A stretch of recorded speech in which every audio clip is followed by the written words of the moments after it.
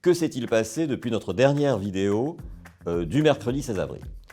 On se souvient qu'à l'époque, Donald Trump venait d'annoncer le moratoire de 90 jours sur les droits de douane qu'il voulait imposer aux importateurs aux États-Unis.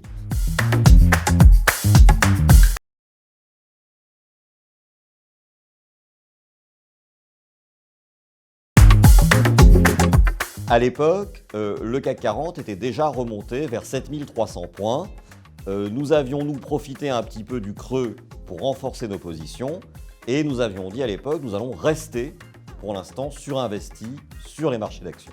Ça a été une période plutôt porteuse depuis lors, sur à peu près 2 semaines, puisque à aujourd'hui, le CAC 40 est à peu près à 7700 points au lieu de 7300. Donc un gain d'à peu près 400 points depuis notre dernière vidéo.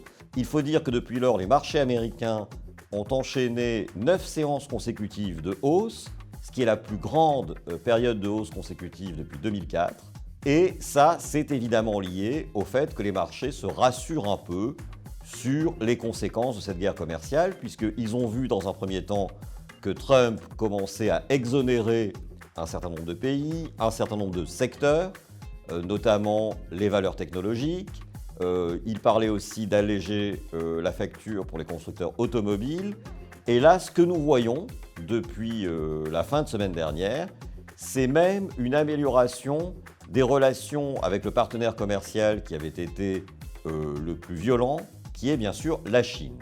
Les Chinois ont commencé à dire qu'effectivement, ils étaient prêts à entamer des discussions avec les États-Unis. Donc ça, c'est un point qui a été très apprécié par les marchés. Un marché pour l'instant bien orienté avec le début de ces négociations avec les Chinois, avec un emploi américain qui reste solide, 177 000 créations d'emplois au mois d'avril au lieu de 138 000 attendus, et un discours de la Réserve fédérale qui va nous orienter cette semaine pour savoir quand sera la prochaine baisse des taux. Dans cette perspective, on reste pour l'instant surinvesti et on reviendra à la neutralité vers des niveaux de CAC 40 de 7 900 si le marché se dirige vers ça dans les jours qui viennent.